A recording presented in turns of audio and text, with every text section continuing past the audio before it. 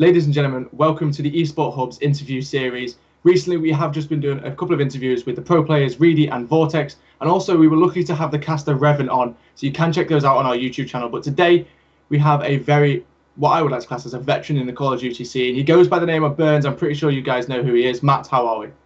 I'm doing great. How about yourself, Jack? Yeah, I am doing fine. It's just all these NA interviews are starting to stretch out my time in the night. It's like 1 a.m. for me now. It's getting later and later, but I enjoy doing it, and it's great to have people like yourself on, Matt. And I want to start kicking this off straight away with some questions that we have for you. So going straight into it, I want to announce congratulations on the new organisation you're involved in, eUnited, looking like they're going to be doing a lot going into Infinite Warfare. And obviously not just Call of Duty, they've got the Gears of War team and the CSGO team. Really looks like it's going to be a good organisation going into the future. But I want to ask you, Matt, how is it you ended up getting involved in this organisation? So my partner, Dan Clerkey, he's the owner of Enemy GG. He's actually the only other esports person that's associated in St. Louis, Missouri. I just got in contact with him, and we've been doing consulting work for probably 5 months now. And I kind of slowly transitioned out of being a player and got myself into the business side of things. So me and him are currently co-general managing eUnited, and we're trying to spearhead this entire operation and basically just try to take over the esports scene by storm and get as many teams as we can. Definitely searching for quality, though, not quantity. So yeah, definitely. I mean, what we've been doing. Yeah, we can see that already. I mean, let's take a look at some of the teams and start to break them down. Your Gears of War roster, I recently seen on Twitter, made it to the grand finals against Optic Gaming. And I know that Optic Gaming haven't necessarily dipped in the waters of Gears of War for quite a long time, but with a prestigious organisation, surely they're going to have a dominant team. They wouldn't be picking up teams that weren't going to be capable. So surely your team making it to the grand finals of this tournament, that's got to be something that you're proud of over there at United. And, where has this Gears of War team came from? I originally picked them up from Dream Team, is that correct? Yeah, so they were on Dream Team. I know most of the players' background, so I believe everyone except Demo has a championship. I think Demo's placed second multiple times. Don't take on my word on it. All I know is that this is the most passionate group of guys that I have ever met. Even myself playing, I don't know if it's just the Gears of War scene in general, but I've been on a lot of teams in my day over the past 6 years. I have 24 jerseys back in that closet back there. So I can tell from experience that this team, especially with having 5 members on your team instead of 4, it's so unique for a first-person shooter to have 5 players on a team. And these guys love teaming with each other. They critique each other. They're honest with each other. And I couldn't be more proud of working with these guys. Yeah, it's great to see the Gears of War scene as well, really starting to make a name for themselves in esports. I mean, it was back in the day, if any of you guys watching remember, Gears of War was quite a competitive sport. Most of the Call of Duty players actually originally started in Gears of War. Like, for example, I'm pretty sure Crimsix mentioned he had some involvement in Gears of War right at the very start. And then obviously it's managed to bring its way back into the scene. And obviously when organizations like yourself are wanting to strive to get a Gears of War team, there must be some sort of competitive edge there. But moving on to it as well, it's not just Gears of War that you are involved in, it's Call of Duty as well. And you have a veteran on the team that I know and the team will know as Pac-Man, and picking him up alongside, let's name the other 3 players as well. So it's going to be Legal, Pac-Man, Silly, and Accuracy. Obviously, Legal was originally on H2K. He played very, very well for that team as well. And then Silly and Accuracy, not players that really stood out in the scene as, like your Optic Gaming type of roster, but they really have been those background players that really can go off when they need to. So in my eyes personally, and I think you can agree, this Call of Duty roster's got the experience, it's got the people that really want to strive to be those professional competitive players. I mean, is this something you agree with as well, Matt? Oh, yeah, I definitely agree. I'm actually considered their coach, and I'm coaching the Gears of War team this month as well, since they're technically on break. But this team is really fun to watch.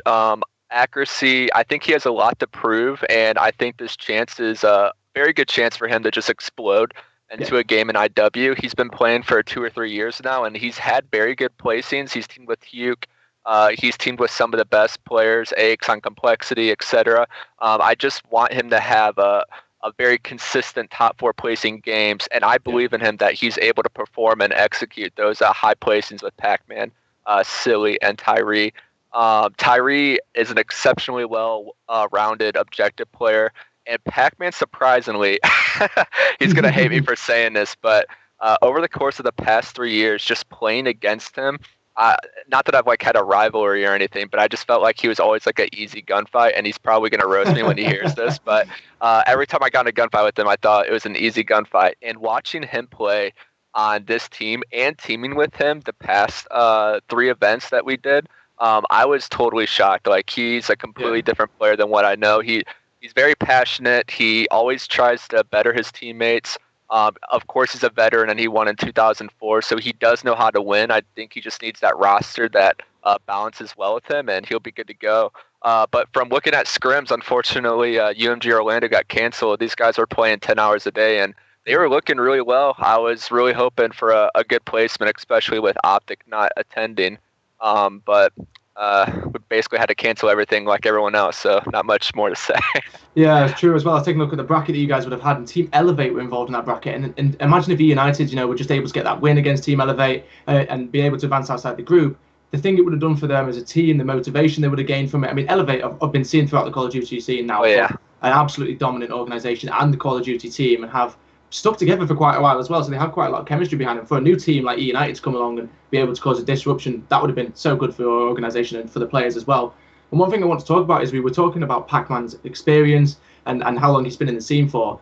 And he teamed alongside Ivy, who I think really, since he's been teaming with Pac-Man, or when he did team with Pac-Man, has now grown into such a better player. And I think that's the influence that Pac-Man does have, and I think he can bring the same thing to accuracy, like you said as well. So we're really looking forward to seeing that team going into the Infinite Warfare. But I want to talk about another team that you guys have as well, and that's your CSGO roster. Now, I know you mentioned this to me just before we kicked off this Skype call, so I don't really have much information on them, Matt, but tell us a little bit more about your CSGO team. So the CSGO roster, I believe they are currently last in the ESL Pro League. We wanted to make a few changes in the beginning. Didn't really work out.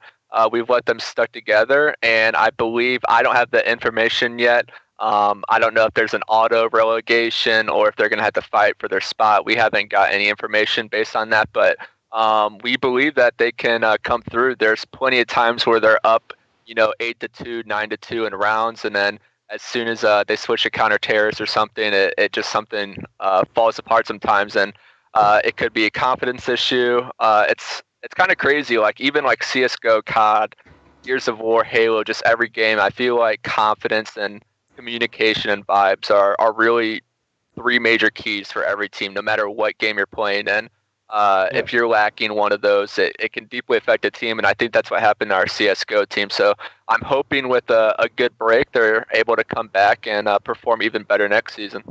Yeah, and as you can see, guys, as Matt's just broken down for us there, these are 3 major games in the competitive scene, and they have 3 teams in the biggest leagues that you possibly could be for these 3 teams. So really proves that eUnited is that organisation you need to look out for. And guys, do go drop them a follow as well. Make sure you keep an eye on them, because I'm pretty sure they're going to stir something up and be able to come through in these games over the next couple of years. But I want to move over now to something a little bit more personal towards you, Burns. While we've got you on, I wanted to ask you a few questions yourself.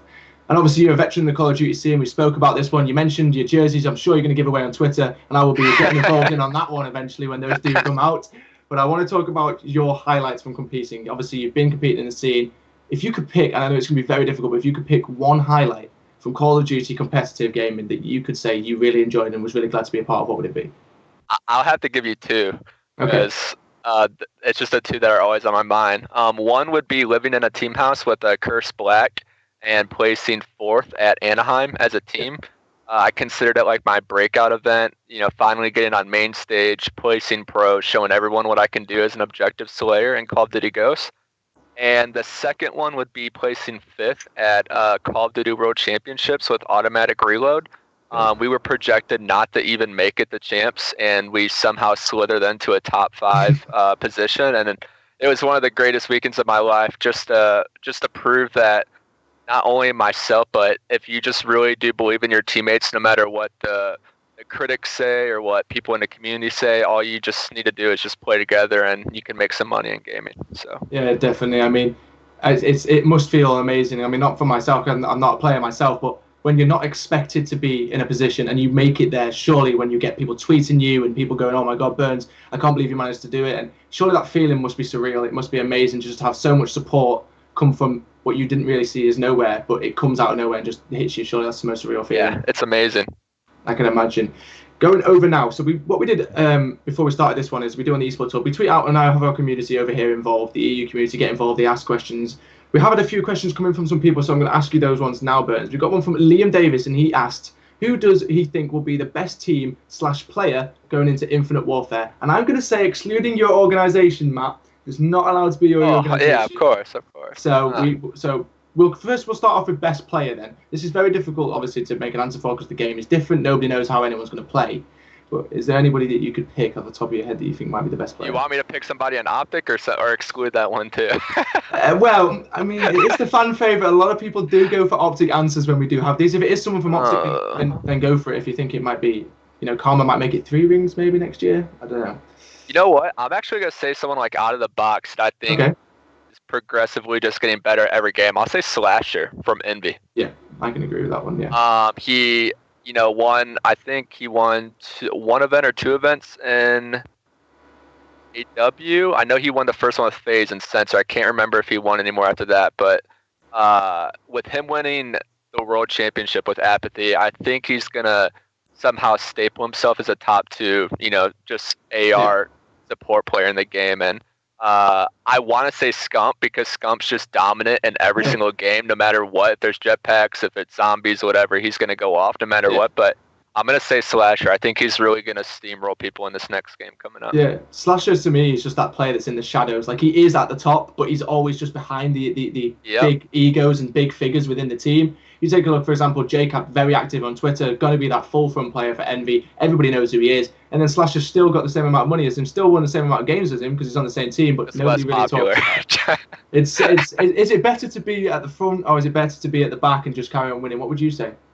I think to get more followers, you kind of have to be in the front. I remember living in the Curse House, like we would just be posting selfies and annoying people on Twitter and annoying each other through Twitter. I don't know. It's just kind of our generation, I guess. But if you definitely want to have an impact on the scene, you kind of have to be a little goofy and childish on Twitter sometimes. So. There you go then, guys. Anyone watching who wants to be a pro player, Matt said it here first. Act like a child on Twitter and you are going to make it one day. That is the advice from a former pro player himself, so I'm sure you can't go wrong, guys. But moving on anyway.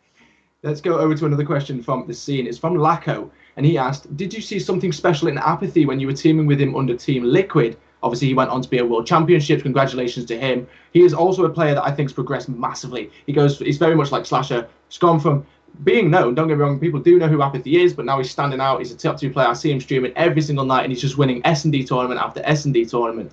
But back to the question itself, did you see something special in him? Did you always know he was going to make it?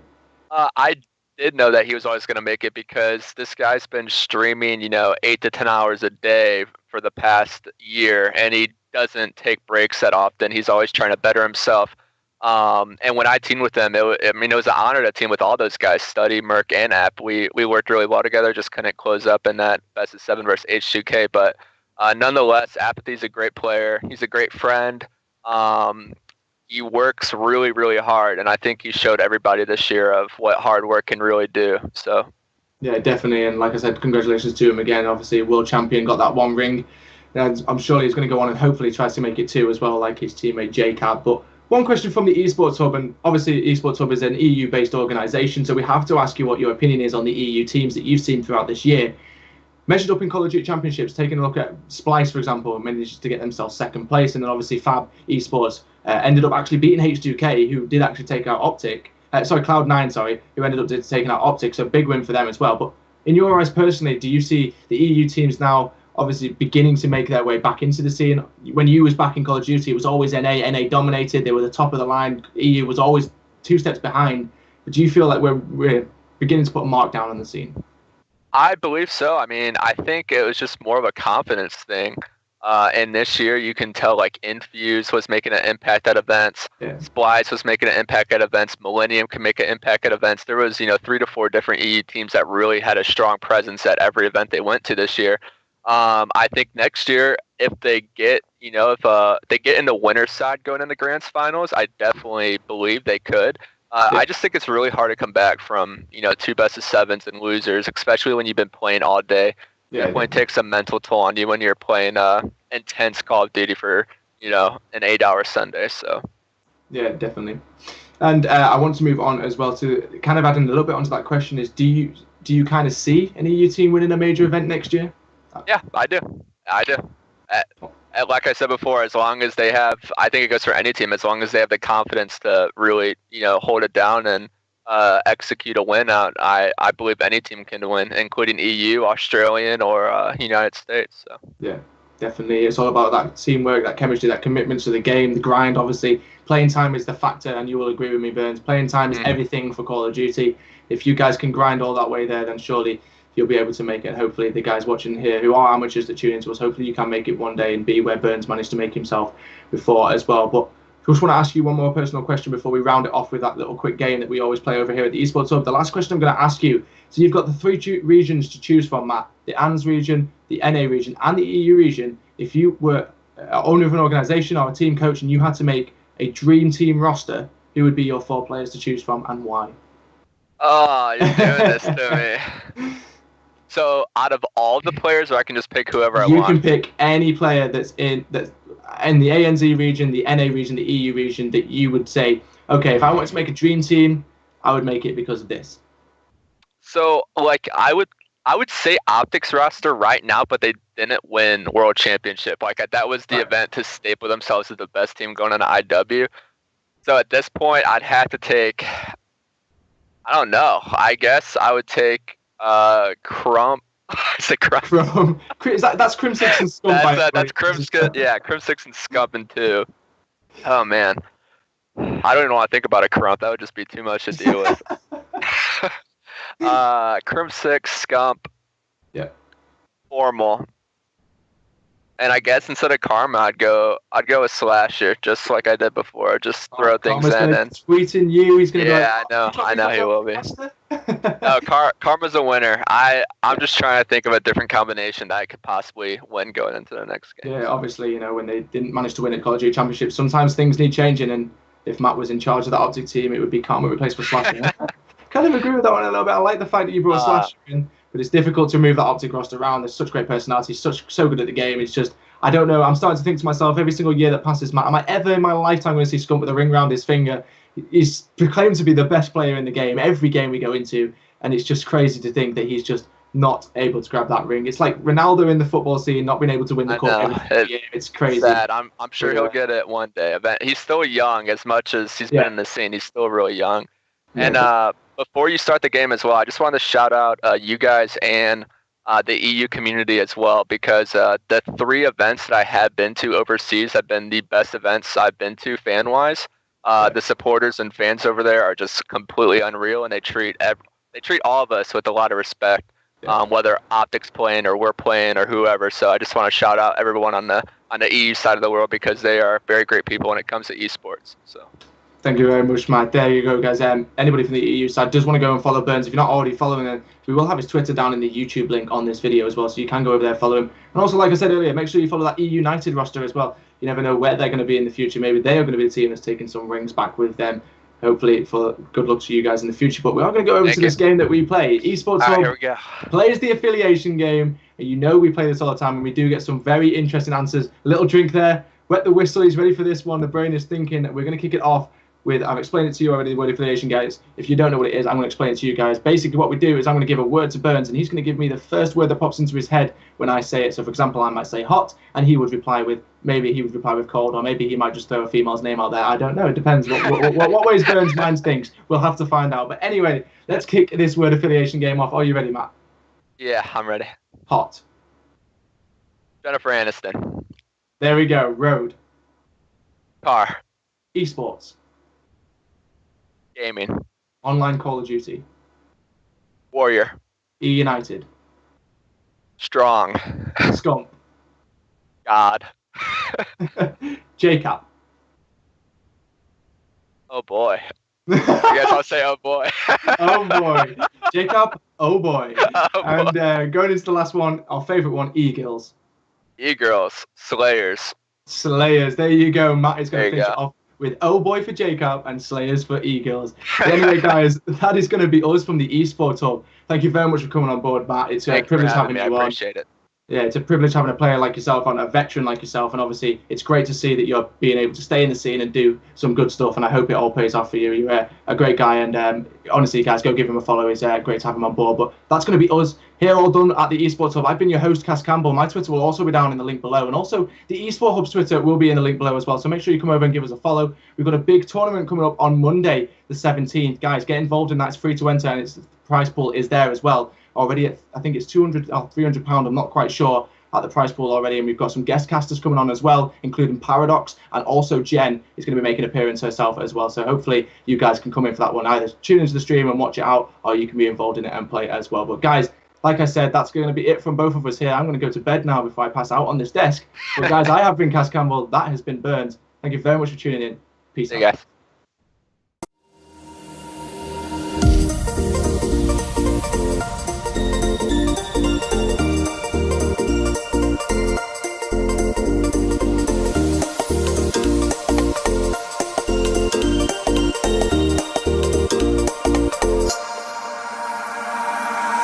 Could swear it's been 700 degrees in here since you came in.